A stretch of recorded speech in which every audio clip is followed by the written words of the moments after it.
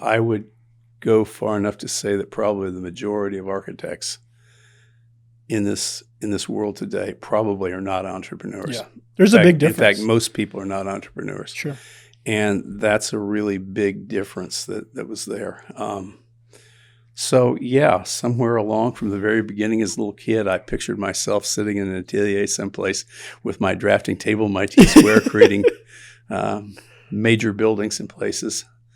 The reality of that came to be a lot harder work than you would think it would be. But yeah, I think that idea was probably always there someplace in my mind. Welcome to Beyond the Blueprint, powered by Contractors, Closers, and Connections, Orlando. Join me for in-depth interviews with some of the top commercial real estate and development executives in the industry. We uncover their success stories, their strategies, and their lessons learned along the way. Gain valuable insight whether you're a seasoned pro or just starting out.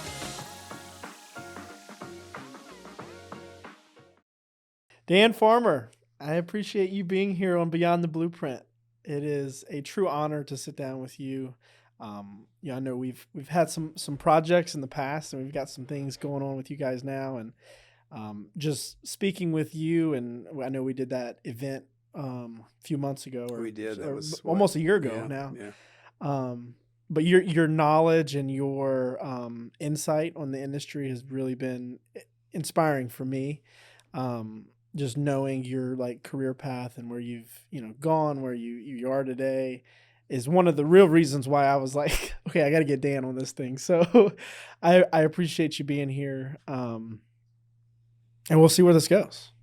Well, thank you for all that. I'm not sure that I'm fully deserving of it, but it was a nice intro anyway. So thank you. Yeah.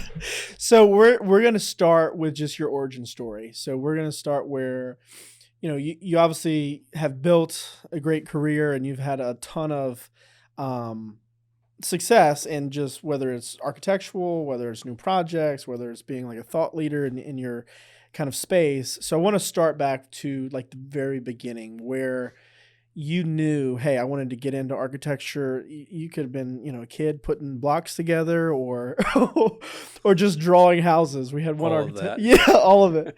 So we'll start from wherever you want to start from, and then let's lead up to where we you're might as today. well do Steve Martin. I was born at a very early age. Move on from there.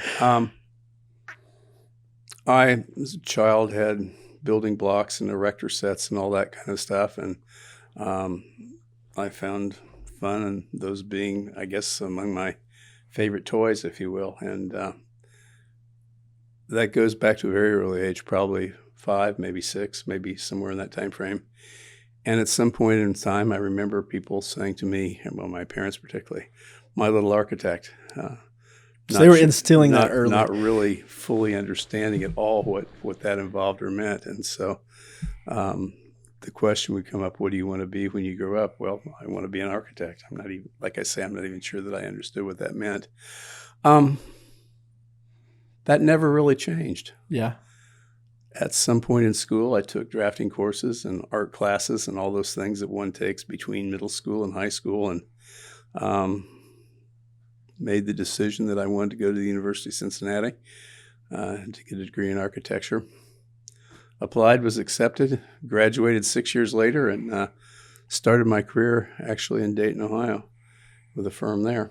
Moved there for about 5 years, got married, and started moving south. Did you go one state at a time, or did you You want specifics? Well, I went from Dayton to Toledo to Nashville to Orlando. Oh, wow. The firm in Nashville was a very, very large medical planning architect, did a great deal of major hospitals, major projects. And they decided to open an office in Orlando and gave me an opportunity to come down and be part of that. About 2.5 years in, they decided that was not the business move, part of the model that they were working on at that time. Left the market and I stayed. We had opportunities to move at that time, and we looked at it and said, no, we really like Orlando. We like what it's doing. And one thing led to another, and within a few years, I opened my own firm. And that's kind of where it all started. That was in, I guess, late 1980s, 88, 89. I started doing work on my own.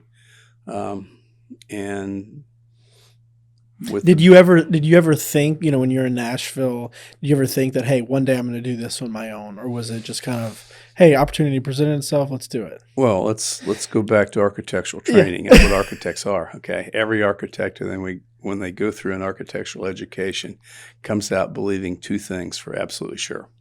One, that they're a great artist. Okay, Mm-hmm.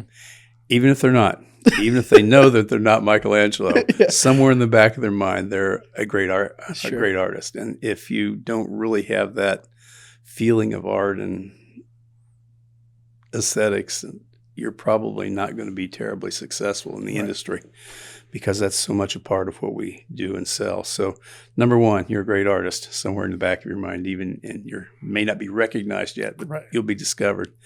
Number two, I know of almost no architects that I've ever met that at least some point in time haven't considered or wished that they could simply hang out their shingle and wait for the world to beat a path to their door. Yeah. Now, the difference between that as a dream and the practicality of what that means as an entrepreneur. And I would go far enough to say that probably the majority of architects in this world today probably are not entrepreneurs. Yeah. There's a big difference. In fact, most people are not entrepreneurs. Sure.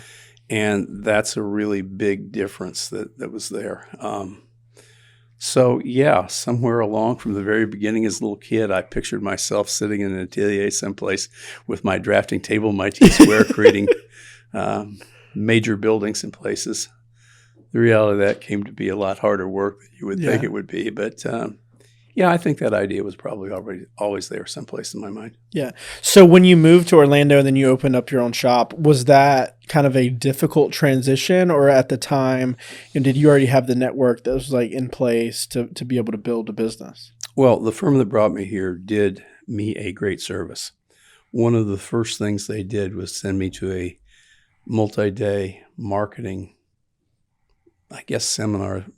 It was classes of marketing, I guess a seminar, a Sure. multi-day seminar that really laid down the basic principles of how you market, particularly architectural services, but professional services, and a way of interconnecting with people that would facilitate that. Frankly, it was quite enlightening in a lot of ways because it picked up on things of ethics, morals, how to practice any business with those basics, and how you become successful with it.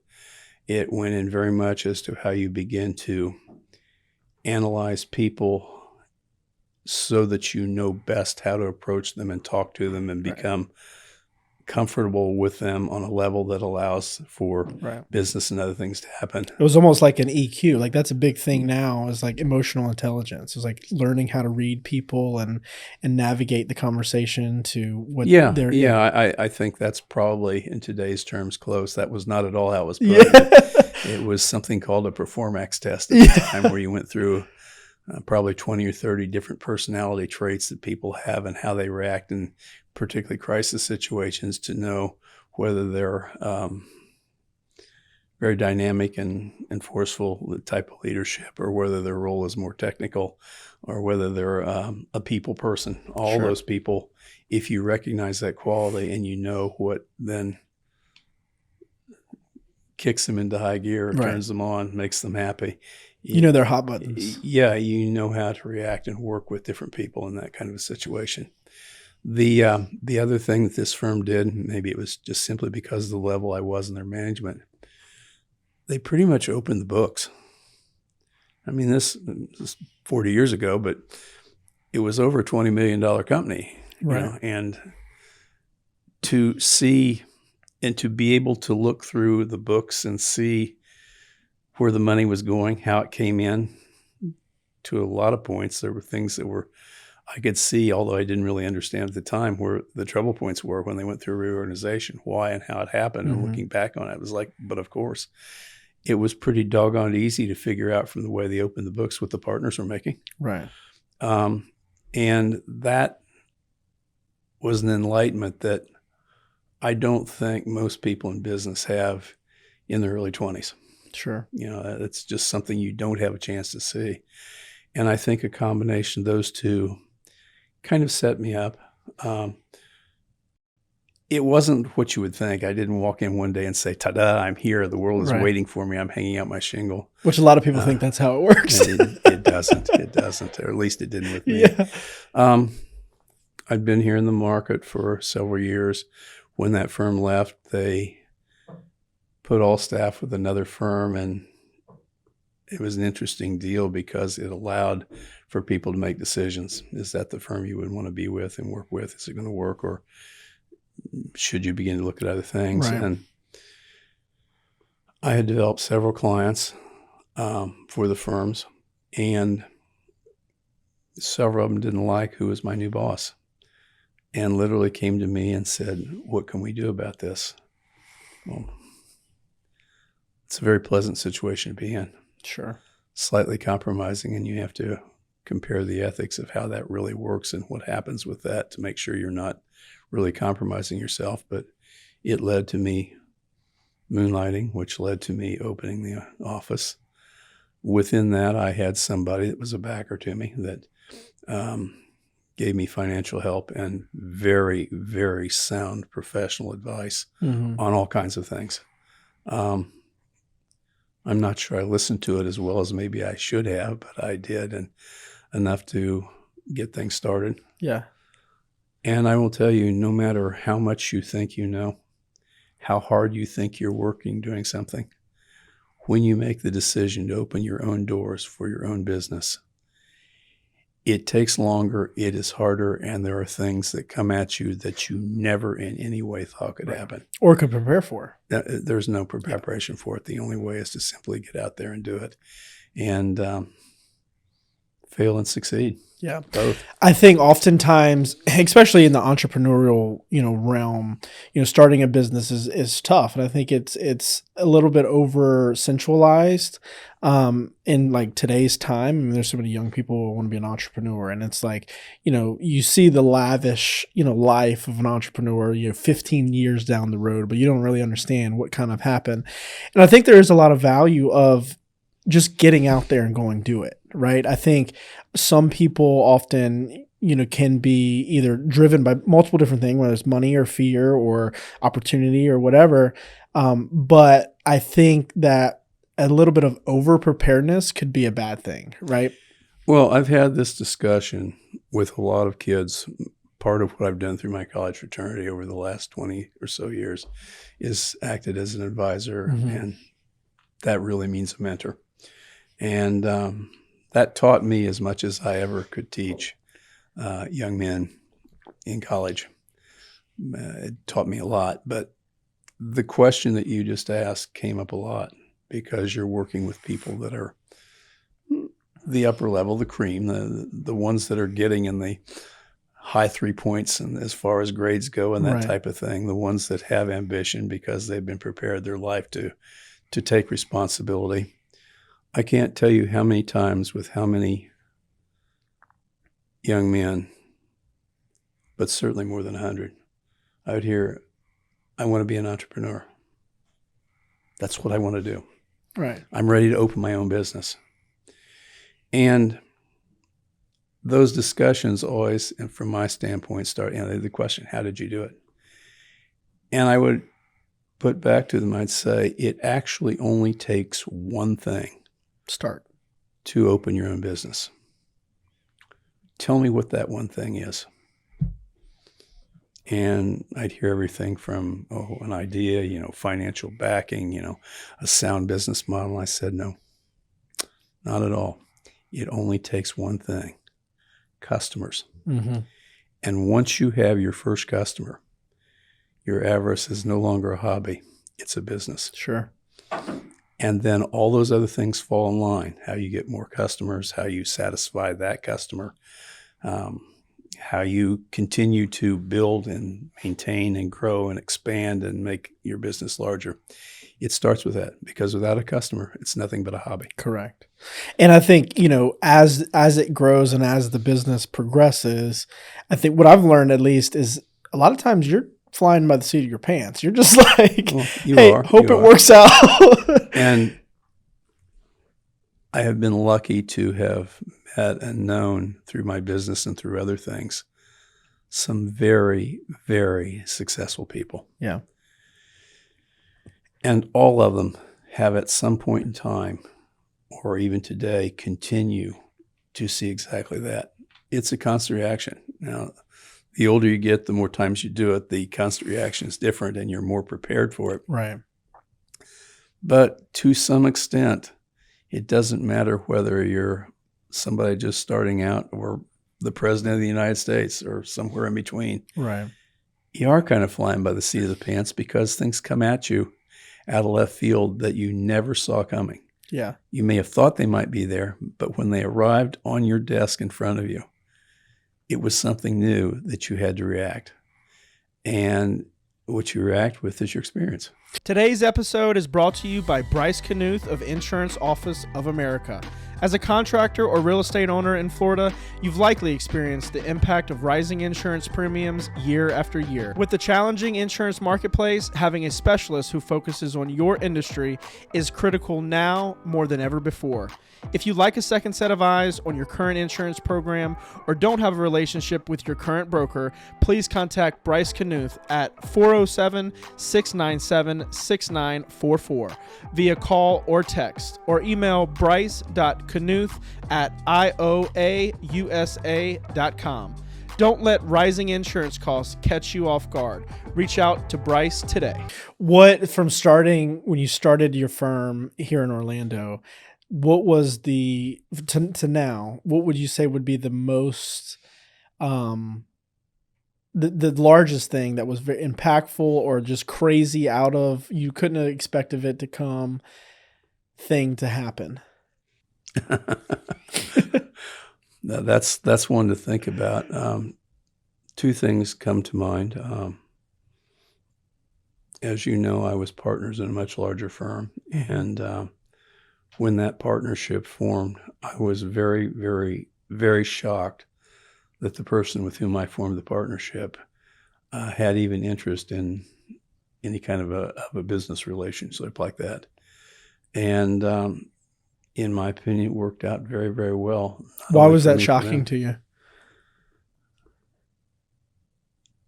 I knew this person. I'd known them for many years. I knew what I believed to be the career path that they were on. And it was a rather jolt to hear that person come to me and say, maybe we ought to go ahead and do this. Maybe we ought to form this business. And again, I was presented with something that said, I know what you do, Dan. And if that's where we're headed, I don't want any part of it. Yeah. Because I don't ever want to do anything in my career that isn't a mega project. Now, you think about that. I can tell you right now, that person is still not doing all mega projects. But had it not been for that target that we both said, yes, we agree to it, we would not have focused our business on where that was going. Sure. Even though we had to veer over here and veer over here to be able to build, but you always had that one target at the end. It's very much like sailing. When you're sailing on an inland lake on a small boat, the way you get from point A to point B, because the wind will blow you off, the currents will take you a different direction. You'll think you're headed in a direction because you're steering that way. And if you don't have a common and point focus someplace that you're aiming at, all that tacking and jibing will get you nowhere. Right. So you have to have that focus. And I think that's one of the things that surprised me. I didn't really expect that partnership would ever be there. And as it turned out, it was very successful, I think, for both of us. I think that I would have to look and say that the recession of 2008 probably was a bigger surprise to me than most anything. Why is that?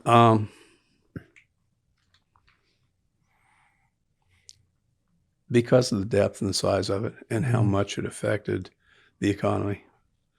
Now, I remember sitting there thinking and laughing at jokes at cocktail parties. You know, I don't know who's buying all these houses. Where's all this money coming from? Well, when the curtain got peeled back and it was exposed, it all of a sudden became like, duh, it's so obvious. And I remember a joke that went around that some German government official said, "I don't understand the American economy. It seems they're just selling houses to each other." Yeah. As it turned out, that was almost That was the exactly the case. truth.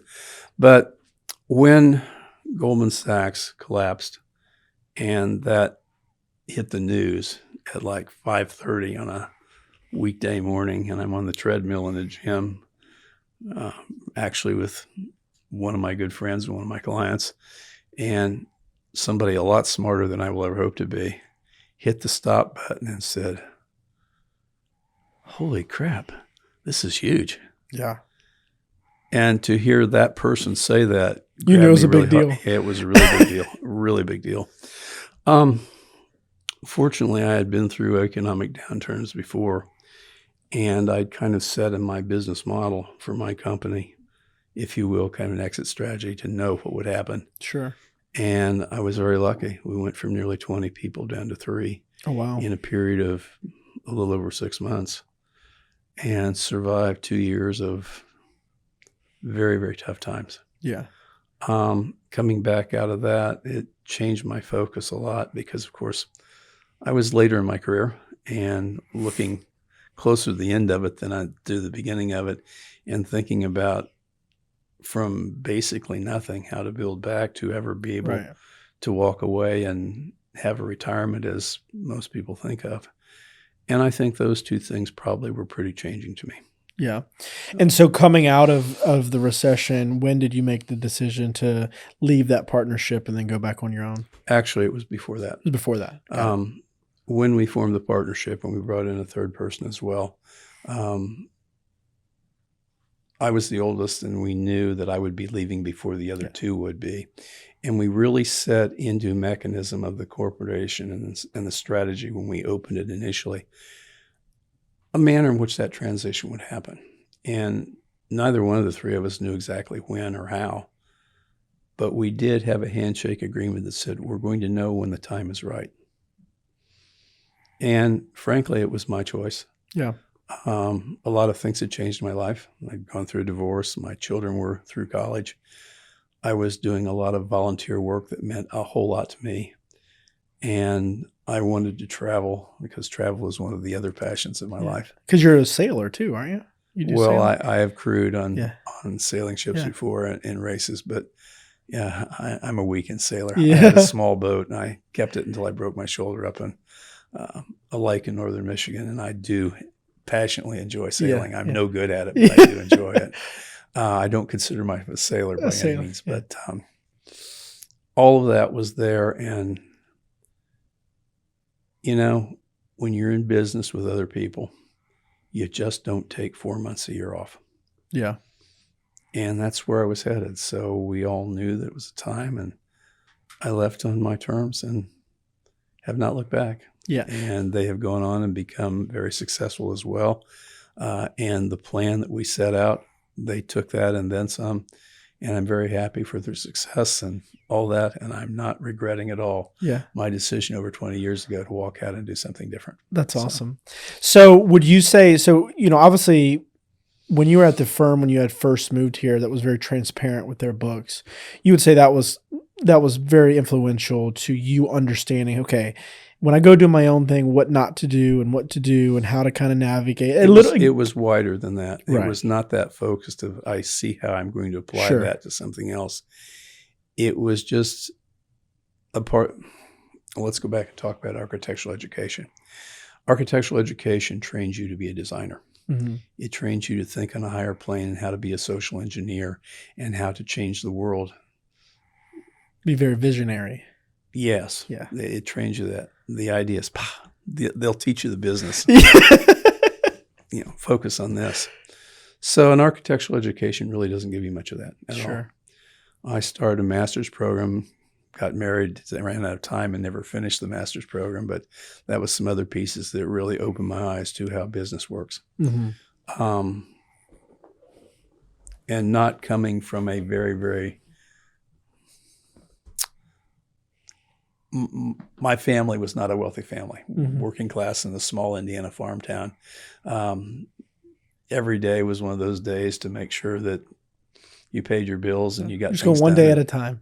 yeah, it was. And planning for college and the college savings that started when I was a baby and all that Yeah. kind of stuff didn't near cover my first year. But, Yeah. so that kind of what I'll call meager beginnings gave me hunger for something a lot better than that. I think that's very common in a lot of people that were in my situation, raised by parents that gave you ethics and values and direction and incentive to do your very best constantly. It's always there, but never really having a whole heck of a lot of knowledge about how business works. And so some things that really helped me see the financial side of it, the money side, for a better word, how that really works. Right.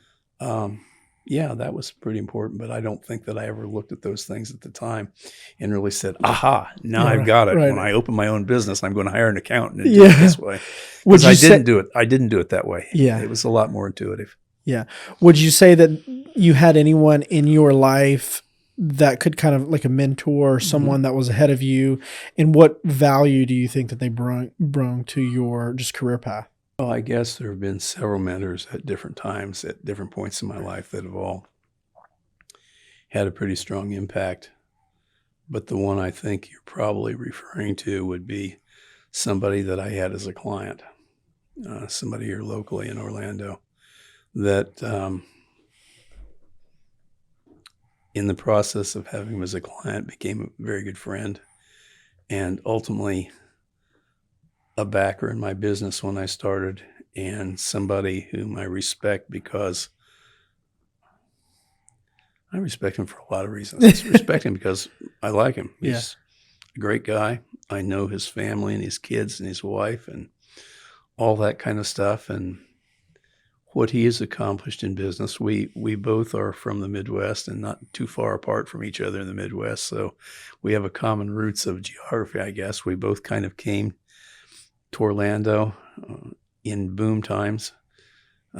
He experienced a similar thing in his business of his company deciding not to be here for a while and breaking off at that point and starting a development company, struggling through all those things of what happens when you have economic downturns in the real estate industry at a time when he was my client. And so listening to him, watching him, coming to realize how absolutely intelligent he is. And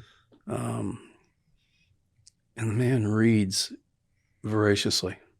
He's got a vocabulary that is unbelievable and has the ability to listen to a situation and say, now let me get this straight, and follow up with 3 or 4 sentences that have completely summed up what you spent an hour agonizing over, okay? His clear-sighted, basic, common sense approach to about everything has always been an inspiration to me and taught me a whole lot and helped me. Yeah.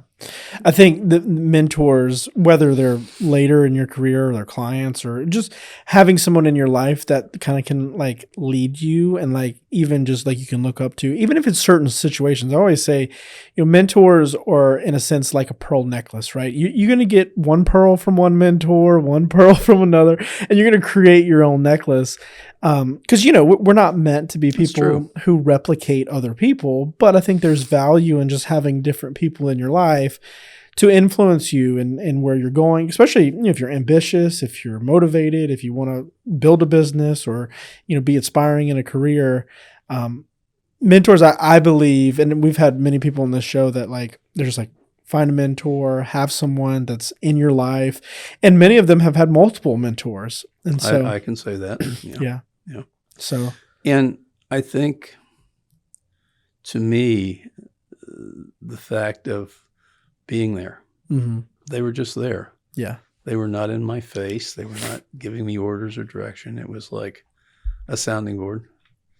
The thought that you really have the answer inside of you.